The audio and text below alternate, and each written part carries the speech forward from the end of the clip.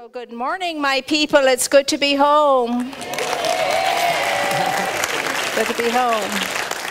So, my dear ones, here we are, and it's kick-off time. It's September, our new year. For me, it's always the new year.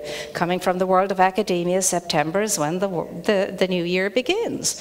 And so I'm excited about it, and I invite you into this excitement too, so that learning can continue in a much more expansive and delightful and joyous and eager and keen and enthusiastic way. Because you and I are here to grow and grow and grow and become more and more and more and know and know and know, deeper, deeper, deeper, higher, higher, higher, wider, wider, wider. And the way we do that is to come together in community and learn together and grow together and do great good as a result of it all together. And today we're starting out looking at this thing called You. And it's my favorite book of Ernest Holmes. It's one of the first books he's written. In fact, it probably is the first book he ever wrote. And it's called This Thing Called You. We're going to be looking at that for the next several weeks. I invite you to get your own personal copy and to chew it and digest it and to be blessed by it, because it is a blessing book. And he begins, the very first page of the book begins with, you, like all others, are seeking the joy in living. You, like all others, are seeking the joy in living. You wish to be needed. You wish to be loved. You wish to be included in the great drama of life. For the rose exists in order to express its beauty, and the root and the branch conspire with nature in order to give birth to blossom. And the starving artist in his garret chisels away at his slab of marble to free the angelic form as he works with the unyielding substance that must, because he compels it to respond to his breath of creativity. Wow, that's how he begins it. That's how he begins it. Poetry. Poetry. And it's dim by compared to the truth that it's endeavoring to express. So this creative urge, this need for self-expression is so big, so alive within you, within me, within every living thing. And he says, if we are not expressing it, if we're not creating in a constructive, enriching, life-giving way, then we are perishing. We're perishing. He says, create or perish. That's nature's mandate. Create or perish. So if you and I are not expressing at that level of greatness, then we are stopping and we are blocking our creative flow. And consequently, what we are doing is diseasing ourselves, sickening ourselves, and preventing ourselves from being all that we can be. And that's why we are so frustrated and irritated so easily, because we are not allowing ourselves the freedom to express what must be expressed. All of creation is in expression all of the time. Now, you and I are creators, indeed. We haven't created life, but we're in it. And we live from it, and we live by it, and we are it. We are creation in process. Ernest Holmes says evolution is pushing us forward all the time, upward, into more and more and a deeper expression of the life that we are. And all of us together are taking all of life upward, forward, and onward when we're in our expressive mode on the right side, the light side, the good side, the truth side, the positive side of life. So we are creating all of the time, creating, creating, creating, creating endlessly, continuously, constantly, and everlastingly. That's what we'll be doing. So it behooves us to know exactly what we are creating and how we're creating it. Because that way we can experience the freedom we're supposed to have and the joy in living. And he says there's no joy in living unless self-expression comes to us. And consequently, never will we ever feel fulfilled until that happens. Never will we feel fulfilled, filled up until that happens. We're always going to be hungry and hankering for something or another that we think we haven't got, or that we think we want, or that we think we need in order to be the more of ourselves. That intuition inside of us knows that we can be. Unfortunately, we spend all of our time on the surface of life endeavoring to get to that fullness, that joy in living. And it doesn't happen for us because we're caught up in the superficialities of life. And when we're caught up in the superficialities of life, we feel very small, very small. But when we are in and part of and in tune with the internalities of life, we feel big and huge and vast and wide and deep. And therefore, we must come to that sense of ourselves at the intuitive level. In is inside, intuitive level. That intuitive wisdom that is within you and within me that can take us anywhere we want to go. In delight, with grace and ease and peace and joy and loving relationship, always wonderfully, creatively expressing. It's an amazing thing, this urge within us. Actually, Clarissa Pinkola Estes, one of my favorite Jungian psychologists, says that we are infected with this deep yearning for wild freedom. Wild freedom. As I said this morning, when did you last enjoy a good bout of wild freedom? When? Can you say? Can you name it? Can you remember?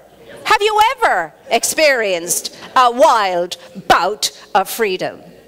Because it is within you to do that. You know, we are all feral creatures. We are all feral creatures at heart. We're supposed to be out in the wild, in the open, with nature. We're supposed to be able to come and go and flit and fly as we have a wont. But we domesticate ourselves. We become so domesticated, and domestication is a good thing, but when it puts us in cages, no matter how beautiful the cage is, when it puts us in cages and boxes us in, it ceases to be the good thing that it can be. So we want to get in touch with that wild freedom within ourselves that makes us, pushes us, compels us to express creatively all of that great good stuff that is within us that wants expression by means of us. It's the only reason why you're here, why I'm here, so that I can be the expression of life back onto itself. The only reason why I'm here is because I was created to be life's expression and to allow life to have a bigger and wider and higher and deeper experience of itself by means of me. That's all. I'm here as a celebration of the divine, the gift of the divine to itself, in order to know and come to feel and experience life as me. As me. That's why I'm here. That's all. And as I said this morning, and as I always invite you and myself, give God a good time by means of you. I mean, is God having a good time by means of you? Or is God yawning and going, oh my God, when is she going to wake up?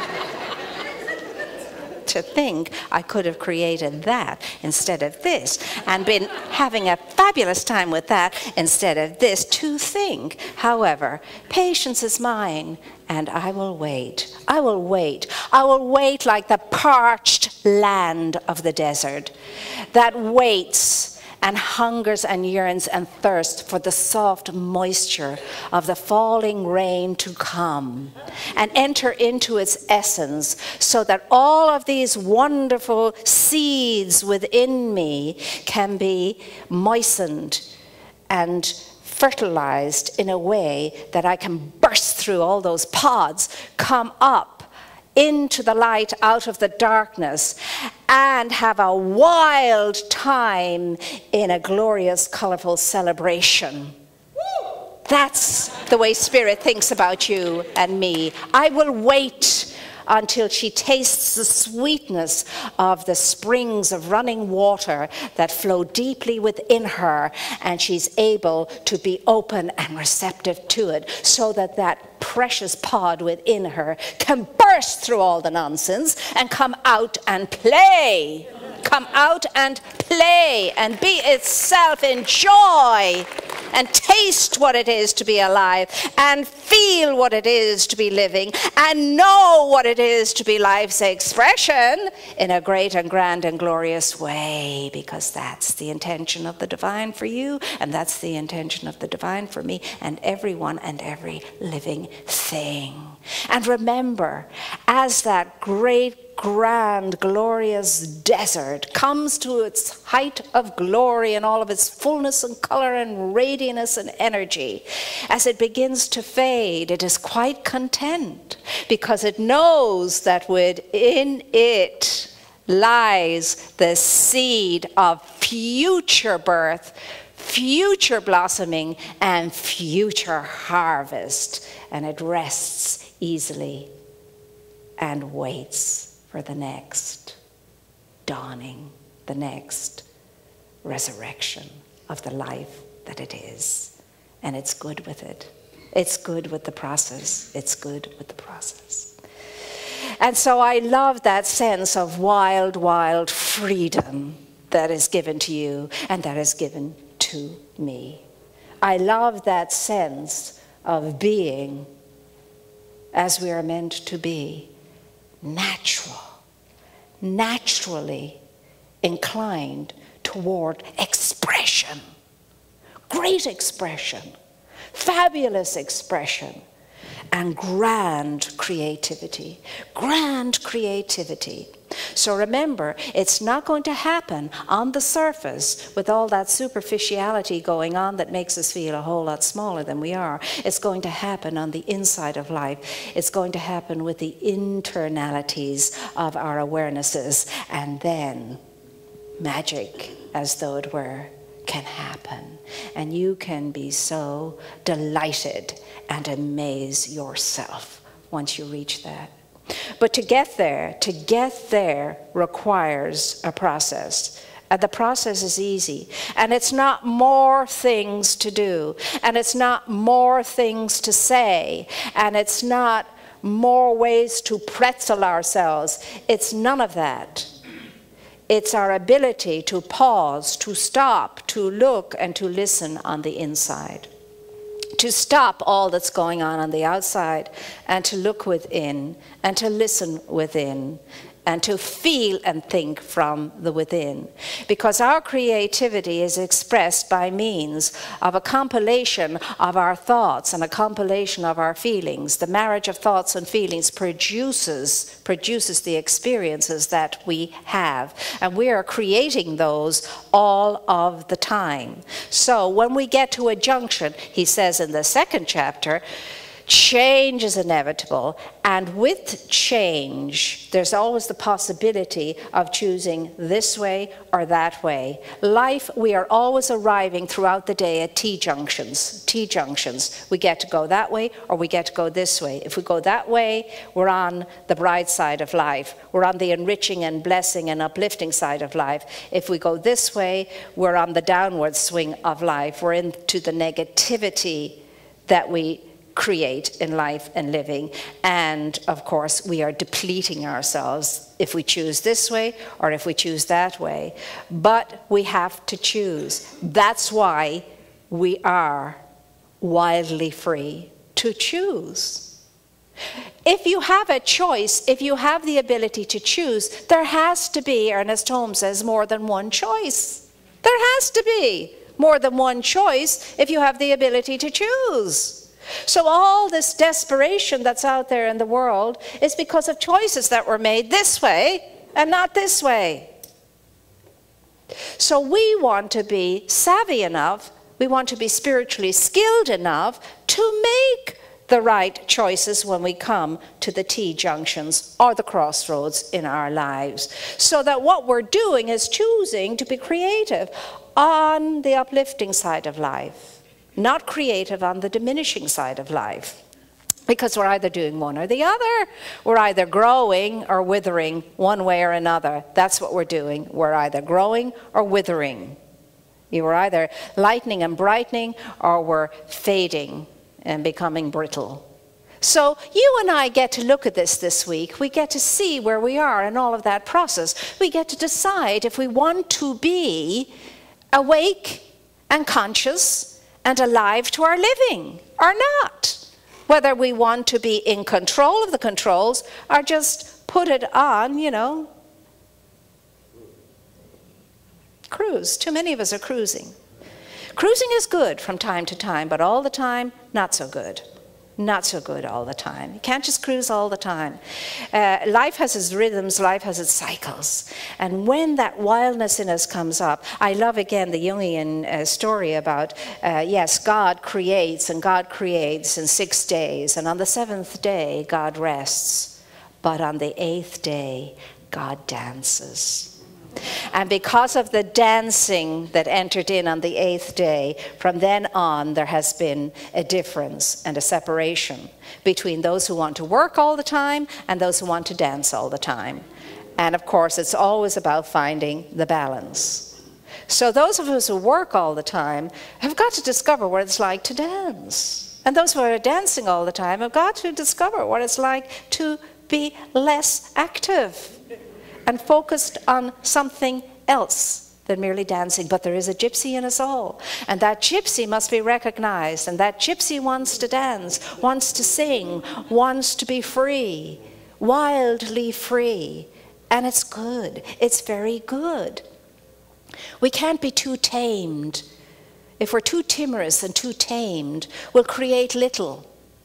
It's the wildness in us that causes us to be expressive in a creative way, in a way that makes a contribution and in a way that makes a difference. And anybody who has made a big difference in this world, they have been powerfully passionate. They have been wild about what it is they're focused on. And they have completely committed to it. Rabbi Heschel, Abraham Joshua Heschel is one of my heroes. I love his work. A great spiritual philosopher, a great mystic and a great scholar. And he had a near-death experience. And when he came back from it, he was talking to his friend. First day up out of bed, he put his hand on his friend's shoulder and he said, "You know what?" he said. "I never asked for success.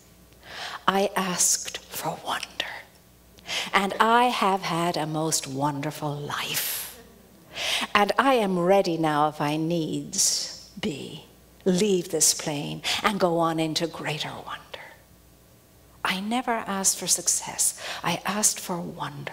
Let me tell you, there is no experiencing the joy in life and living if you and I are not in awe and wonder much of the time. Much of the time. It's all about awe. It's all about wonder. Now, it's easy, as I said this morning, for me to stand here and talk about awe and wonder. I've come back from places that are naturally just there to create awe and wonder. I mean, Vail in Colorado, come on.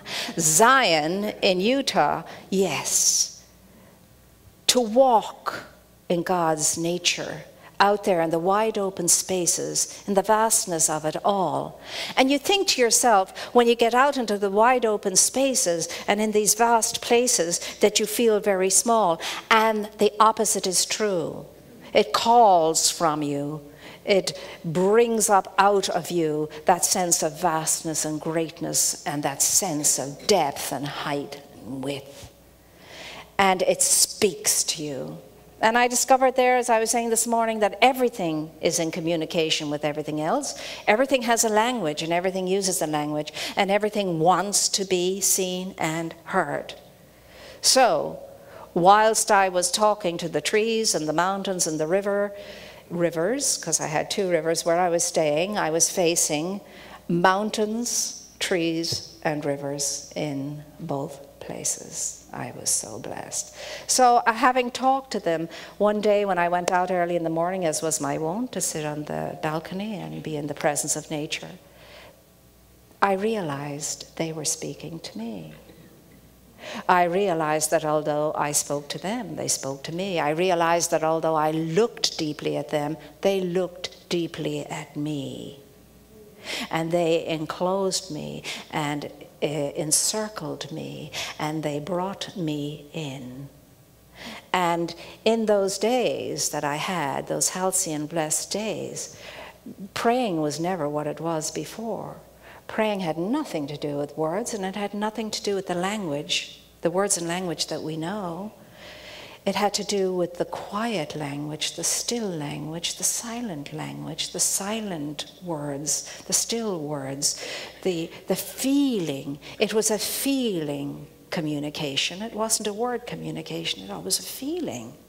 And you got the sense of omnipresence. Omnipresence, God everywhere present, absolutely. You could feel it, you could see it, you could say, of course, it's natural, yeah. Out there in nature. No wonder Emerson said, if you want to get to know God, go out into nature. Go out into nature. And so there was that thing going on. So it's very easy to be comfortably and joyously and delightedly in the presence, because it was everywhere present. And there was the experience of that. And you and I are here for the experience, not to learn more about, oh my gosh, don't tell us any more about God. We know so much already, and what we know about God already has not done us much good at all. So what we want to do is to experience more of what this thing called life is, what this thing called God is, what this thing called you is. We want the experience. And we must have that experience together. You can't have it alone. You cannot have it alone. You must be in the presence of all of creation to have the experience of omnipresence, the presence of God. God everywhere present. And so, yes, we must go away and be on our own, because part of our wildness, the need in our wildness, is to have our own space, our own time, our own company with ourselves. But then we must come back to being with each other and reconnect with each other. Because as I again was saying this morning, we need to be with the cells of ourselves, not the other selves of ourselves, but the cells. Each one of us is a cell in the great body that we are. Each one of us is a cell. We need to be consciously connected with the cells of each other. We can only grow and really ripen and really blossom and bloom like the desert flowers when we're doing it together in spiritual community. That's what spiritual community is all about. We must come together and live together and love together and work together and serve together and learn and grow together. Because as my novice mistress said 200 years ago, we walk this road of life alone together, alone together, alone together. The natural expansion and contraction, this is the way the world is, the ebb and the flow of the tides and so on and so forth. We expand, we contract, we expand, we contract. We go away out of ourselves to be on our own in our own company. We come back to experience what that is like now in a bigger way, because we are together. Ernest Holmes talks about the democracy of the Spirit. He talks about the union of all. And he says, remember, union is not uniformity. Union is not uniformity.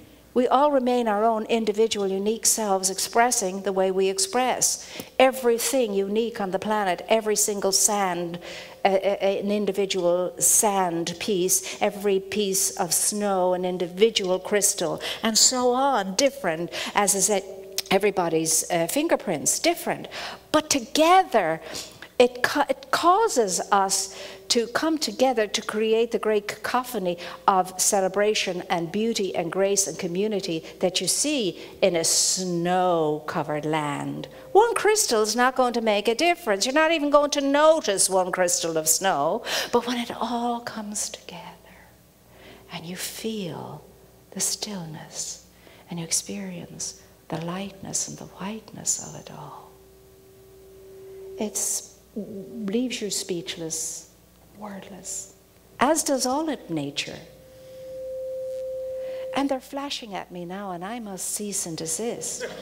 But before I do, I want you to allow me to know that you have received that sense of your own vastness, your own wonder, your own beauty, your own grace, your own color, your own form, your own texture, your own tone of the divine, and that you are aware of that sufficiently to wake up every day and praise it and bless it and honor it, and recognize and identify with it, so that your day is a day that's lived in the awareness of omnipresence. And when you are in that awareness, your heart becomes, as I said again this morning, this beautiful, amazing vessel that is full up and spilling over and spilling out in blessing, spilling out in loving givingness, spilling out in praise, spilling out in gratitude, spilling out in awe, spilling out in wonder. And that's you. You are that vessel. So this week, all of us are going to be celebrating that. We're going to be coming home to the real truth of ourselves, regardless of our circumstances, regardless of our situations, regardless whether our hands are falling off or our leg is falling off or whatever's going on. We're going to know the real truth about us, and we're going to clothe ourselves in the form that we're created in, and in the form that life sees us, God sees us, good sees us. Are you ready for this? Yes. Do you want this? Yes. Are you ready to put that yearning to rest? Yes. Are you willing to let go and experience some of that wildness of spirit? Yes. Are you sure? Yes. Is this really what you want? Yes. When? Yes. And so it is.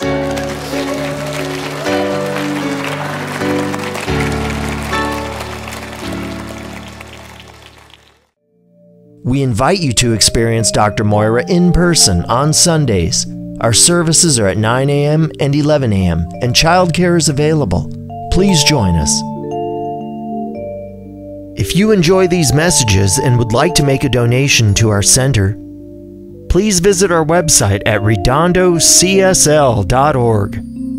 Thank you for your support of this ministry.